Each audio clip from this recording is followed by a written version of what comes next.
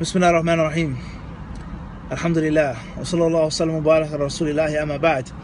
The disciple or disciplet says, what should we think of a hadith? For example, Shaykh al-Albani said it's da'if, but al-Tirmidhi said it's hasan, and Ibn Kathir said it's isnad is jayyid.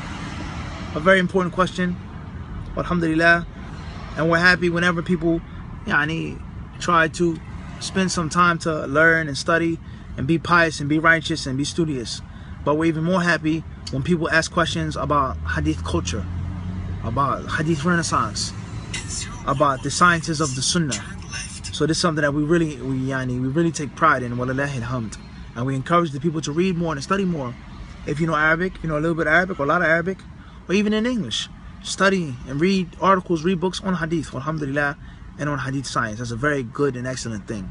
So we encourage this disciple or disciple, we don't know whether it's a brother or sister, to do more of this and become even more diligent. Well, alhamdulillah, and become, have a greater appetite for this great science.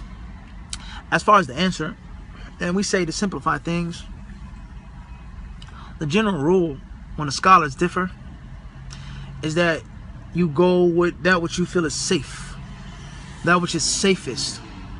You go with the alim that you trust the most, that you respect the most, that you feel most comfortable with and in. You go with the view that is furthest from any controversy, or you've fallen into something that is prohibited, something that's a major sin. You perform an act of ibad is one thing. It's permissible to eat this, to drink this, according to this alim, but another alim says it's from the kaba'ir, the major sins. It's a different story. You back off, you stay away from it. He says it's permissible and he says it's haram. So you don't say, well, let me just go and take it because this alim, but it says haram now, it's different. That alim is not saying that it's mandatory to do. He says permissible and he says haram. So this is some of the general concepts with regards to at-taqleed and al-istiftah, asking someone and not knowing yourself. We know in the Sharia, the people, as the ulama explained to us, are of three levels. We have the mujtahid, the muttabi', and the muqallid. We have the jurist, the faqih, the one who's independent. He can read the Quran, read the Sunnah, read the Hadith, and figure out what's right and what's wrong, and why and how. He can read the isnad, read the matan, and figure out is it sahih, is it da'if, why and how. And then we have the muttabi', is the one that's in the middle. They're not 100% fully independent, yet and still they're not on the basic, simple level of the layman that doesn't know any way of deciphering for him or herself how and why. And then we have the lowest level, the basic, simple level of the muqallid, of the one who does not know and who does not have the ability to find out. The one who does not have the capacity, the skills, the talent to decipher and figure out why sahih, why da'if. His job, his responsibility, as Allah says, is to ask the people of knowledge. Ask those who know, if he doesn't know. But the question is now, what do you do when there's more than one alim, more than one mujtahid who has an answer? What do you do? As it clearly states in the question, whether it's pertaining to fiqh or whether it's pertaining to hadith, we say the general principles that we gave. Who's the alim from Ibn Kathir, Tirmidhi, and Albani that you trust the most and respect the most and you feel is the strongest?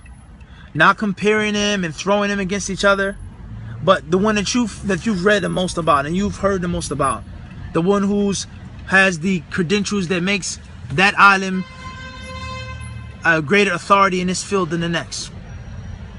Everybody clear on this? Also, the general principle of following out which is safest. This hadith is allowing you to do something that is clearly doubtful, that the next alim said is haram, it's a major sin, or whatever the case may be. So it's not necessarily mandatory for you to take the hadith that's going to cause you to fall into something that other ulama say is clearly haram or it's a major sin. Everybody clear on this? And also, we say the heart. The heart has a great place in the fatwa, the natural inclination that Allah gives you. That's based off of knowledge, just based off of experience, but just the natural good feeling. Just this don't feel right, it don't sound right. These are general concepts and rules when it comes to at-taqleed. Everybody clear on this? The gut feeling. Everybody understand this? As far as the specifics of hadith science, then the general rule, and once again, no one misquote us, It's not every single time, but the general rule is that when an alim of the current era differs with an alim of the ancient era, of the past, the general rule is that we take the ruling of the previous alim. Especially an alim from the 3rd century, the golden era. At-Tirmidhi rahimahullah, with no disrespect to Ibn Kathir, with no disrespect to Albani, At-Tirmidhi was one of the most promising disciples of Imam al-Bukhari. And his book Al-Jami' is one of the greatest books of hadith written. And his mastery of Al-Ilal and of Ilm al-Rijal and of Al-Mustalah and things like this, very few people came near and close to him of his peers and his contemporaries. So without many people to get extreme, it doesn't mean that if I take Tirmidhi's statement, I don't love Sheikh Al-Albani, as many jealous, ignorant fools say. It doesn't mean that if I say Tirmidhi is the student of Bukhari, he lived with the people of Hadith, he was there. It doesn't mean that I'm disrespecting Hafidh ibn Kathir. It doesn't mean that. It doesn't mean that. But it means I'm stuck. I have to choose something. So let me choose an original authority. Everybody clear on this? And this is life. Somebody that wrote a classic treatise. Not saying that he's always right. That doesn't mean that. But a classic treatise on a field of study, a discipline and art. It's not like someone who lived in the 90s and the 80s. It's not the same. The one who came in the 80s and the 90s, he lived off of those classic treatises. He read them, he studied them, he benefited from them. His touching and feeling of the art is not like the artists who lived during the golden era, the golden age. And I don't think anyone with sense and anyone who's fair is going to reject that. I don't think so. Someone who's pushed and driven by his desires is a different story.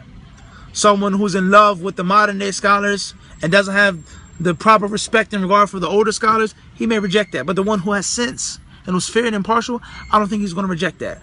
So therefore, these are general rules. Obviously, if you yourself are a muttabi', if you can pick up a book and find some basic things, read some basic things, see some basic concept of al-mustalah, then bi'idhnillahi subhanahu wa ta'ala, you try to decipher what's correct. Maybe what Ibn Kathir said was right. Maybe what Sheikh Al-Albani said was right. Maybe what Albani said and Ibn Kathir are not going against, their statements aren't going against each other. Maybe their statements are all correct, but you have a misunderstanding of their statements, an interpretation, a misinterpretation of their statements. Or maybe what At-Tirmidhi rahimahullah ta'ala said when he said Hasan is not what you mean by Hasan. Was At-Tirmidhi's description and depiction of Hasan what you mean by Hasan? I'm a beginner. I studied a few books of hadith science. I studied Baquniyya at best, Nukhbat al-Fikr at best, maybe a few other books, but most people, they stop there. And you think that you know everything about hadith science. Al-Hasan to Hafidh ibn Hajar is not Hasan to Tirmidhi. It's not Hasan to Bukhari. It's not Hasan to Ali ibn al-Madini. They had different usages of the term Hasan. Sometimes it meant this, other times it meant something else. So a big, huge capital mistake that many people make is that they force the usage of a term to a scholar in the 20th century, of the 8th century, of the 9th century, of a scholar of the 3rd and 4th century. That's wrong. That's a khata. That's a ghalat. That's a mistake that you have to avoid. So therefore, you have to understand the speech of the alim that you're reading. You have to understand his terminology. Everybody understand this? So this is my advice. Who is the person that's reading and studying? What is your level of skill? And most importantly, what is your level of devotion? Are you willing to sit and study one hadith for 1 month? Stop and just listen to this.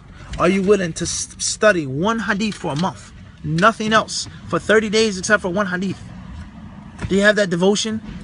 Do you have the skills to go and crack open the books and look? If you don't, and you suffice yourself with the opinion of the alim that you trust and that you respect, and you feel bi'idhnillahi subhanahu wa ta'ala is closer to the truth. This is a summarized answer with regards to this question. And Allah subhanahu wa ta'ala surely knows best, and with him is all success.